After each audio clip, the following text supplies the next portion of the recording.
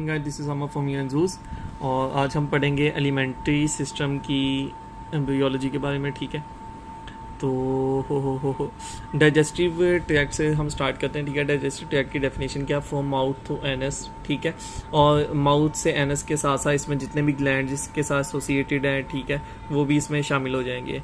तो सबसे पहले बात करते हैं प्राइमोर्डियल गट की। ठीक है, प्राइमोर्डियल गट क्या चीज़ है, बेसिकली ये चौथे हफ्ते में बनती है। ठीक है, forms during the 4th week.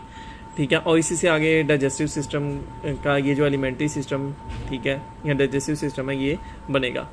अच्छा, प्राइमोर्डियल गट क्या है, initially close at its cranial and by the oropharyngeal membrane. ठीक है, क्रेनियल एंड के ऊपर क्या है, ओरोफेरेंजियल मेम्ब्रेन है, और कॉर्डल एंड के ऊपर इनिशियली किस चीज़ से क्लोज है, बाय क्लोकल मेम्ब्रेन। ठीक हो गया, क्रेनियल एंड के ऊपर ओरोफेरेंजियल मेम्ब्रेन और कॉर्डल एंड पे क्लोकल मेम्ब्रेन। ठीक है, इनिशियली ये क्लोज होती है क्या चीज़, प्राइमोर्डियल गट।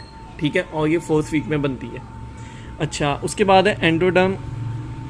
एंडोडर्म क्या है, इसमें क्या रोल है, forms most of the gut epithelium and glands. Endoderm क्या करता है, forms most of the gut epithelium and glands. ठीक हो गया, उसके बाद ectoderm of stomodeum and anal pit. Anal pit को प्रोक्टोडर्म भी कहते हैं। ठीक है, तो ये क्या, ectoderm of stomodeum and anal pit क्या बनाता है, forms epithelium of the cranial and caudal ends of the alimentary canal.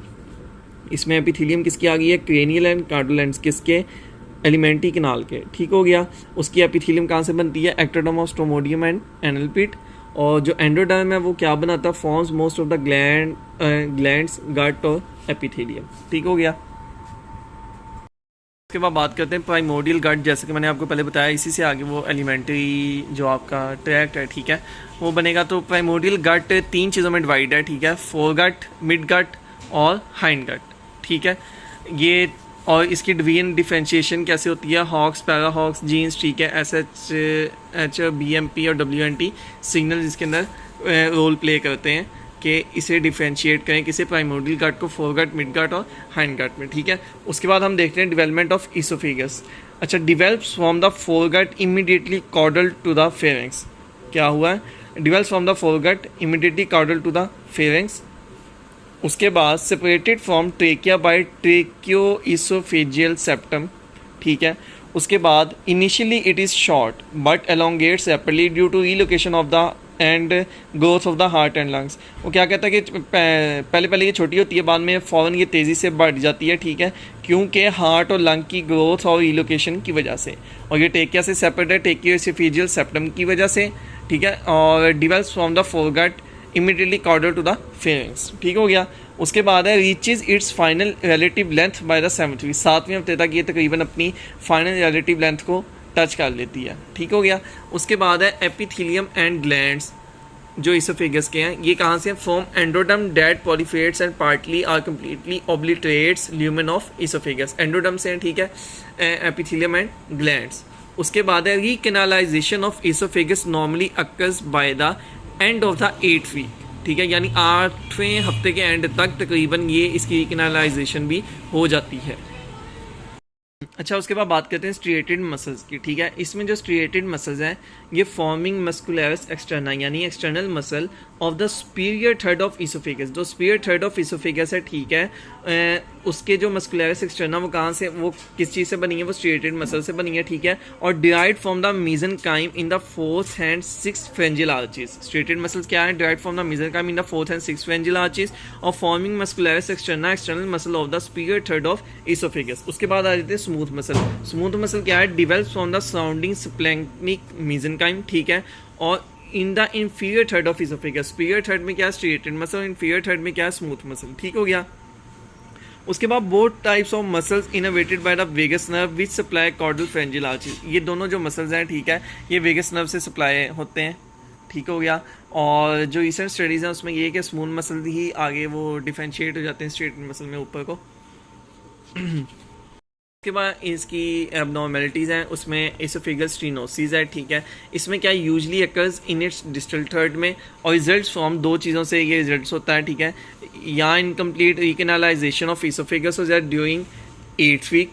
ठीक हो गया, या failure of oesophagus blood vessel हो जाए, ठीक है, to develop in the affected area, यानी जिस अफेक्टेड जगह के ऊपर वो ब्लड वेसल ना डेवलप कर सकें, और इनकम्प्लीट कैनालाइजेशन हो जाए इसोफेगस की 8वें हफ्ते के अंदर। ठीक हो गया, तो ये इसोफेगस स्टेनोसिस है। ठीक हो गया। उसके बाद है इसोफेगल एटीसिया।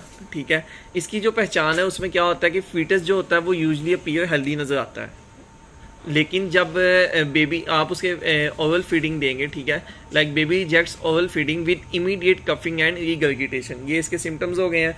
और इसके एक और सिम्टम के inability to pass catheter through oesophagus. ठीक है, ये इसकी 3 चीज़ें निशानियाँ किसकी, इसोफेगल एटीसिया की। बेसिकली इसोफेगल एटीसिया है क्या, ब्लॉकेज ऑफ इसोफेगस है। ठीक है, रिजल्ट्स किससे करता है, डेविएशन ऑफ टेक्यो oesophageal septum in the posterior direction and incomplete separation of the oesophagus from the laryngotracheal tube. 2 चीज़ें इसमें, डेविएशन ऑफ टेक्यो oesophageal septum in the posterior direction में हो जाए, ठीक है, या incomplete separation of the oesophagus from the laryngotracheal tube हो जाए। ठीक है, अच्छा, एक और एटीसिया आइसोलेटेड एटीसिया भी है। ठीक है, result from the failure of recanalisation of the oesophagus during the 8th week of development. ठीक है, जैसे इसोफेगल स्टेनोसिस था, ठीक है, जिसमें इनकम्प्लीट कैनालाइजेशन होती थी, सेम उसी तरह result from failure of canalisation of the oesophagus during the 8th week of development. ठीक है, और ये 5 से 7% ऑफ केसेस में होता है। अच्छा, उसके बाद है फीटस जो है अनएबल टू स्वालो होता है एमनियोटिक फ्लूइड, जिसकी वजह से पॉलीहाइड्रोएमनियस रिजल्ट हो जाता है। और उस पॉलीहाइड्रोएमनियोस है क्या, accumulation of excessive amount of amniotic fluid. और इसका जो ट्रीटमेंट है कि अगर 2 kg से ऊपर का फीटस है, मतलब बेबी है, ठीक है, और उसकी कार्डियक एनोमलीज भी नहीं है, तो उसका सर्वाइवल रेट 100% हो जाता है अगर उसे सर्जिकली रिपेयर कर दिया जाए। ठीक है, तो बेसिकली ये इसोफेजियल एटीसिया के बारे में था, और ये डेवलपमेंट ऑफ इसोफेगस भी है इसमें आ गया। ठीक है, और इंट्रोडक्शन था एलिमेंट्री सिस्टम के एम्ब्रियोलॉजी का। तो वीडियो को लाइक और शेयर लाजमी कर दीजिएगा, सब्सक्राइब कर दीजिएगा। चलो, ख्याल रखिएगा अपना, अल्लाह हाफिज़।